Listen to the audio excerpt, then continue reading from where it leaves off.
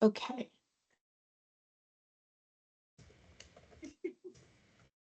Good morning. We're just getting some technical difficulties worked out. We appreciate your patience. We just want to make sure we have our translation available.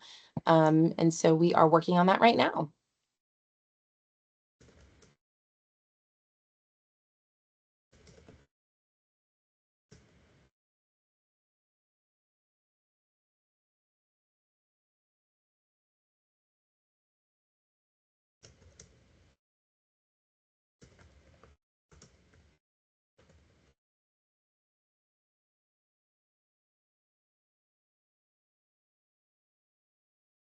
All right. All right, try talking again. Hello, hello. No, It says no mic access. I see that. I don't know why. We may be gonna.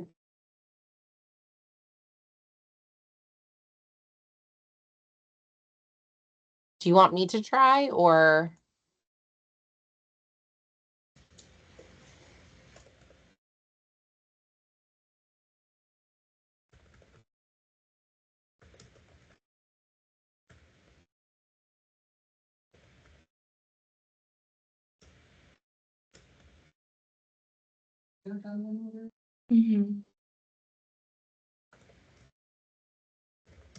Yes, I see so many beautiful social workers as well. Good morning to them and thank you for joining and thank you for your patience, everyone.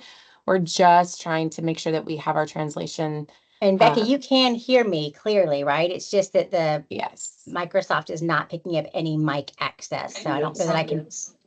And we definitely have mic set up and we have subtitles set up. So I'm not sure why it's doing that. It hasn't done that before. Right.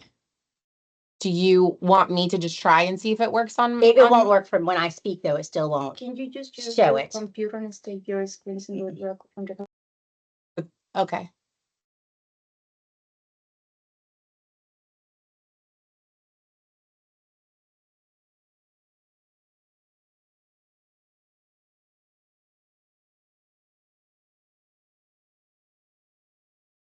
So let me go. All right, so what we're going to do so we can get moving on this meeting is Maite is going to join on her computer and she is going to ask when she gets on in a minute in Spanish if anyone would like her to translate in Spanish on each slide as we go through them.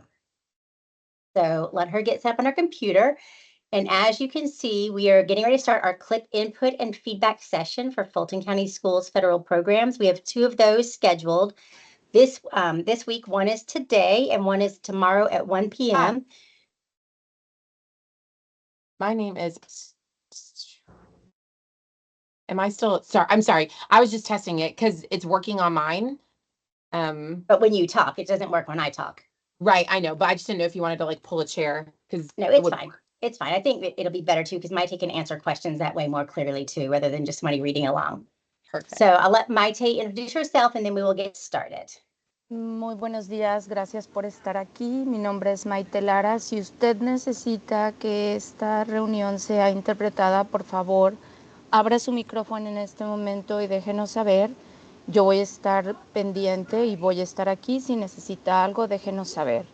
Voy a darle unos minutos por si usted necesita ayuda para que abra su micrófono. I'm going to give a few seconds just to be sure that no one needs some help on that. What time do they come? They said they'll arrive around 9:15. Okay, they'll be in classrooms at 9:30. Well, Ok, y entiendo que a lo mejor no hay nadie que necesite ayuda en este momento. Voy a cerrar mi micrófono. Gracias. Go ahead. Thank you very much, Maite. As I said, good morning. We are going to get started on our clip input meeting this morning, and I'm going to start by introducing our federal programs team. Some of them are with us today, and some of them had conflicting meetings, but I wanted you to see who they were. We have Tris Gillen, who is our executive director for the Services for Exceptional Children. So she works with the special education team. Brian Kiefer, who's the executive director for professional learning and leadership development. So he works with Title II as part of the professional learning department. I'm Catherine Harper, the Director of Federal Programs, and I work with several different grants we'll talk about today. We also have Becca Goddard, who you saw getting us set up a little while ago. We have Wendy Newbold, who is the coordinator of ESOL and also works with Title III. Shawnette Miller and Cindy Fodder are homeless liaisons. Shawnette also is our foster care point of contact. And so they work with us in Title I, but also with the McKinney-Vento grants. So today's agenda is we are going to learn a little about our S-CLIP. We are going to learn about the federal programs, the federal funding that Fulton County gets, at least the majority of them. And you're going to have a chance at the end to provide feedback to us on how you would like us to spend our federal funds. So what are federal programs? And we've heard a lot about federal programs and federal funding recently in the news. Federal programs that we work with here in Fulton County and in most school districts across the country are educational programs. So it's extra money we get from the federal government for a designated purpose. And each of those have their own set of requirements that we have to meet in order to be in compliance with the laws and rules around those funding. They all are considered supplemental. So they are in addition to any money we would get from state and local funding. And anything we do with those funds has to be considered supplemental as well. So it's on top of what we would have done with our state and local funds. If we didn't have federal funding, we would have still done the same things. And now we're doing extra. And we have a consolidated plan that we have to submit in which all of these federal programs we talk about, we work together to complete a plan every year to submit to the state Department of Education to indicate our plans for our federal funds for the year. So the overall process starts about now every year, and we work through July as far as the timeline for planning and getting started. So here's the process. We start with developing our S-CLIP questions. And that is, you're going to learn more about that in a minute, but that is basically the plan that we put together to give to the state. We also have a parent and family engagement plan that we put together to talk about how we want to work with families. We have an equity action plan that talks about how we work on areas that might have gaps across the system. And then there's a foster care transportation plan that is required to be turned in. So these four things together make up our planning process for the State Department of Education. So what is an S-CLIP? So every district in Georgia has to submit a consolidated LEA. LEA just means school district. LEA improvement plan. It's called a CLIP. But in Georgia, you have a choice of doing a regular CLIP or an S-CLIP. And an S-CLIP just means streamlined. And because we have a strategic plan in Fulton County and we have a good improvement process, then we opt in for the S-CLIP because we lean more on our strategic plan to set our goals for the year. And then we just add a little bit to that. There's like an addendum almost to us, an S-CLIP that we just tell the state, now here's what we're going to do to meet those goals with these federal funds that you are providing to us. As we said, an LEA, it's a local educational agency. It is basically just a school district. And then why do we do all these things? Well, mostly because they're required by the state and the federal government in order to receive the funds that help our schools and our families and our students. So the Parent and Family Engagement Program, which we like to call PFEP for short here in Fulton County, is something that every school does, every Title I school does, one for their building, and then we do one for the entire district. And there are some key components that are important to know in the PFEP. One is that it has to be jointly developed. And part of why we're asking some of you here today is to give us input into what will be in our PFEP for the next year. All of our Title I schools have an input meeting much like this, in which they ask for input into their school PFEP. We talk about how we want to support schools and families. We talk about how we want to build the capacity of parents to help their children at home and how we build the capacity of staff to work with parents. We always want to get input into how we're spending our family engagement money. There is a small portion of Title I money that was required to be spent on family engagement, and we really like to get input into what we can be doing with those funds. And then evaluating the parent engagement effectiveness. So are the things we're doing to work with parents working? And so those are the parts that will be in the PFEP. The Equity Action Plan is a way to measure equity across the district. And we can choose different areas to look at, like such as academic achievement, teacher or principal retention, and discipline data. We've also looked at attendance data in some years. So there are different areas we can choose. The state gives us a list of choices, and we usually pick 2 of those to focus on for the year.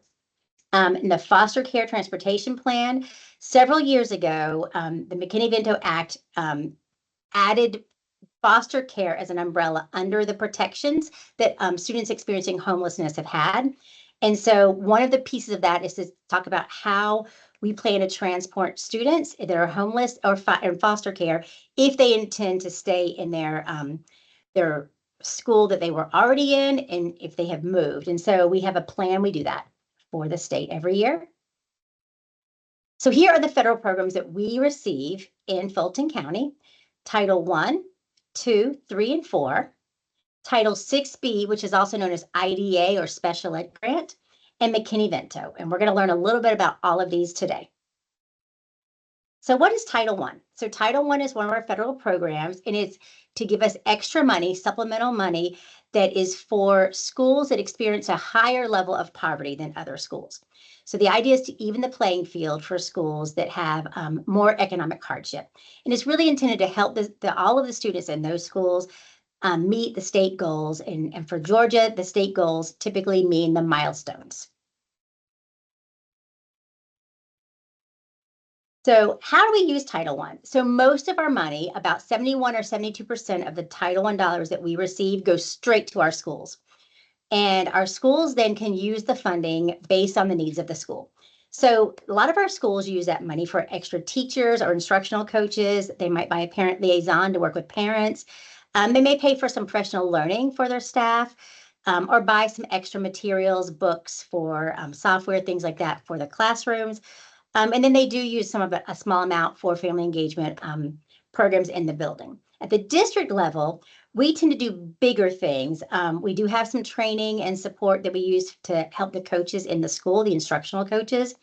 We have some money set aside for homeless and foster care, family engagement, technology, our summer camp program. There's a number of things we do at the district, but the most important thing we do is to support our schools with what they're doing with their family engagement programs and their funding. So Title II, I'm not sure if Brian Kiefer was going to be here to present his piece or if I was going to. Beck, do you know? Hey, I'm here. Oh, yay, Brian's here. Do you want to introduce yourself and I'll let you dig into Title II. Absolutely. Good morning, everyone. My name is Dr. Brian Kiefer. I'm the Executive Director of Professional Learning and Leadership Development, and our team works specifically with Title II funds. And when we think about Title II, what we pour into is all of the staff, because we know that in order to get the best outcomes for our kids, we need to have a highly trained staff to deliver. That means teachers, that means leaders, and so our focus with Title II is building those learning opportunities to upskill staff to best meet the needs of kids. That's front-facing your paraprofessionals, other school leaders, and putting those structures in place to support. So how do those funds, how are they directed? Towards district professional learning. We focus on core content areas such as reading. We all know the importance of reading and building the reading capacity of every one of our kids. We also focus on math being one of those core subject areas. We focus on building the leadership that supports teaching and learning in schools, because the number 2 highest rated influence on the quality of its education is the leadership within the school, with teacher quality being the first. So we're really trying to build the capacity of those teachers, but also the leaders who are supporting the work of those teachers to make the best learning experience possible for kids. Thanks, Dr. Kiefer. Thank you. So next up, we have Title III, and I believe we have Wendy Newbold with us today. Yes, good morning, everyone. So Title III funds are supplemental funds that are used to support English learners and immigrant students. These funds provide resources that are beyond the OCR required state-funded ESOL program. So they're above and beyond what is standard. The supports are designed to really help our English learners attain English proficiency and improve their efforts to meet the state academic standards. We use Title III funds in three major buckets. If you want to go to the next slide. We use them for a variety of purposes, but the most important ones, or probably the most impactful, are the literacy software that we use for our K-12 students, which include things like Imagine Learning and Off to Class. We also have family engagement activities. We have several cohorts of parent academies running across the district, as well as professional development opportunities for our general education teachers, our ESOL teachers, administrators, and staff. So we are very busy over here supporting our folks with these major funded items with Title III. Thank you, Wendy. So I will come back for Title IV is not a very big grant, but it does let us work on some very interesting and different programs than Title I has in the past. So it's really looking at the whole child, or a well-rounded child is the key purpose for Title IV. So we want to make sure we have a well-rounded education. And there are three big buckets in this one, just like there were in Title III. The biggest one is that well-rounded education, which includes things like art, music, PE, STEM, or languages, things like that. We also have a second bucket, which is improving safe and healthy schools. So that might be used for counseling, social work, mental health support, discipline, things like that.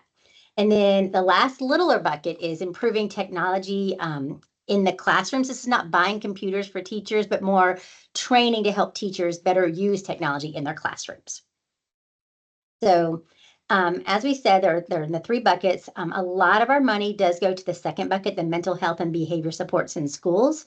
But we also want to make sure that we have really robust art, music, PE, STEM and world language programs. So often we work with the directors or coordinators of those different departments, and they help us identify needs that the teachers of those key areas have. And so we work really closely across the departments to with our Title I funds. So it's a little different because it's not based on students like Title I or Title III. It's not based directly on teachers and staff like Title II.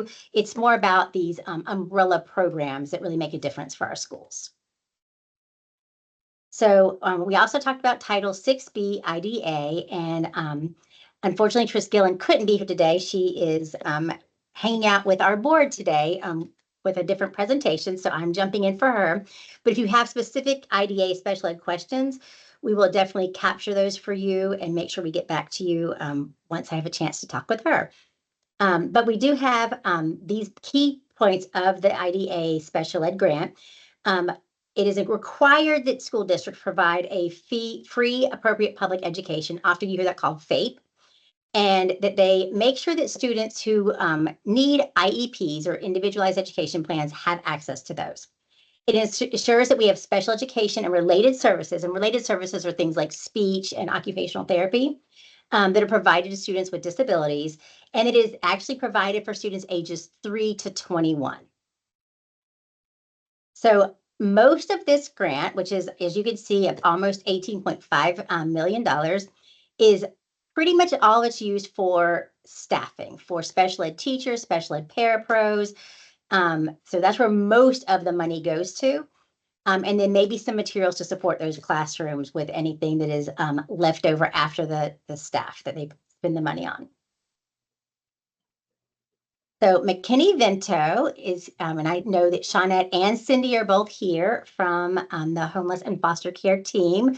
Would one of you like to share the McKinney-Vento slides? Sure, I'll jump in. All right, so the McKinney-Vento program is designed to support our students that may be in housing transition. And the whole point of the law is to remove the barriers. So our goal is to always remove barriers for enrollment, making it easier for students who may not have the typical documentation of residence to be able to enroll in spite of their situation. We also remove barriers to attendance and then to school participation as well as engagement. We try to make it a lot easier for our students that are temporarily displaced. So how are McKinney-Vento funds used? So we typically, if you look at our budget, we mostly use the funds for transportation. Oftentimes, when families are displaced in other counties, it becomes challenging for them to get to school. And then there are times when our buses, of course, can't accommodate a family that may be an hour away. So in those instances, we would use funding for transportation for things like Uber, for gas cards, for Lyft in some instances, and then of course for MARTA cards. So we also can provide school supplies, book bags, any instructional materials, any specific um, item that a student may need. They may need a special calculator, for example, and we can fund that. We also can support students with clothing and uniforms, hygiene items. We also use a good bit of our budget to support students in aftercare enrichment. And that's because when we set up special transportation, the students do need to be supervised while they're waiting for a bus to come back and accommodate that transportation outside of the district. We also can provide tutoring services, and we usually try to match students with teachers, and the services are very flexible. They can take place at a library. They can take place wherever that student is temporarily displaced, and of course, it can also take place at the school. And that's it. Thank you very much. So we're going to pause here to see if you have any questions about any of the things we've talked about so far, about the CLIP process, about the planning process, about any of these federal programs. Si usted tiene alguna pregunta en español o tiene algún comentario, siéntase libre de hacerlo.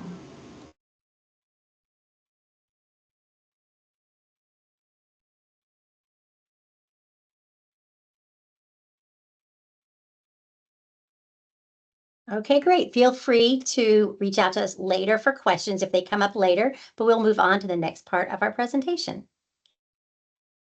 So I'm going to turn it over to Becca Goddard, who is going to lead you through the survey guidance. And this is really just an input plan that we want to get your input in. And so she will walk you through it. Feel free to share the link to this survey with your friends, family, neighborhood groups, anybody you want to, even if they were not on the meeting, and even if they're not able to come to the meeting tomorrow, we welcome the input from everybody. So feel free to share it as much as you want to. All right, thanks, Becca. No problem. So I put the link in the chat. There will be a QR code at the end of this feedback piece as well. And so just so you know, when you click the link on the first page, it kind of says, thank you for taking this survey. There's a drop-down box in the top right-hand corner. So if you need this translated in a different language, you can select the language to have the survey translated in. After you do next, so you'll look at the bottom right-hand corner and you'll see a green little button at to progress to each part of the next question. And so after you hit that home page, you're going to get to this screen that tells us who you are. So tell me if you're a teacher in Fulton County Schools, a staff member at a Fulton County school, a parent and a teacher in Fulton County Schools. If you are not a staff member at a Fulton County school, you can still select I am a staff member because that's going to give us the information that we need. And then again, that green arrow. So what you'll notice is that many of our topics are going to be bolded with a heading, right? So this first one says coherent instruction, meaning that this is like a bridge umbrella of some of the pieces that are underneath our S-clip, which Catherine was talking about, and those questions that are associated that we want to make sure that we're getting your input and feedback on as we're designing how we're going to spend our funds and also how we answer those S-clip questions.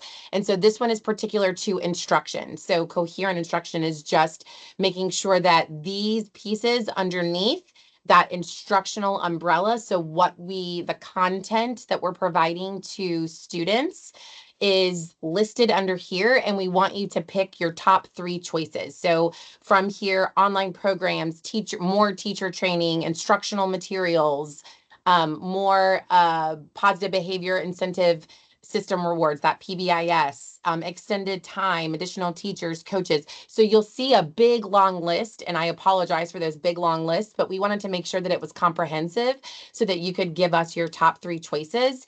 Coherent instruction is just one of many categories that you'll see underneath there. And so for each one, it'll tell you, like, pick your top 3 choices. There will be lots of choices, but we're, again, trying to make sure that we provide you as much information as possible so you can give us what you're looking for. Again, I put that URL, the link to the survey in the chat. If you can't see the chat, if you scan the QR code, Elizabeth, if you work at multiple schools, just pick one of the schools. That's totally fine. We're just looking to make sure we have equal representation. And if I need to, I can reach back out to you. But thank you so much for that clarifying question.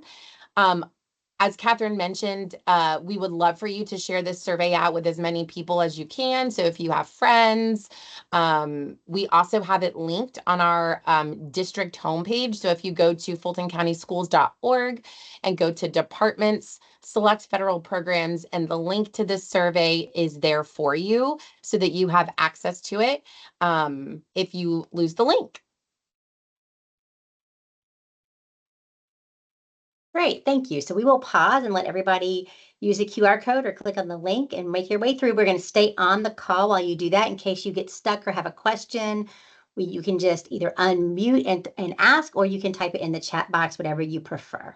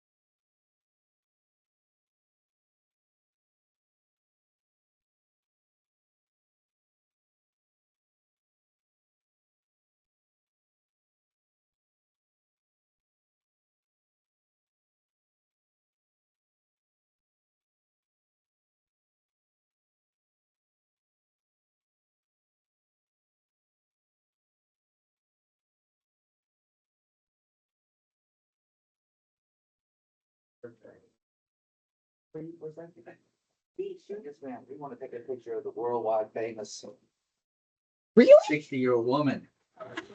Becca, your mic is on. Oh, it is. I'm sorry. Dr. Looney just came down to celebrate one of our teammates, so I apologize.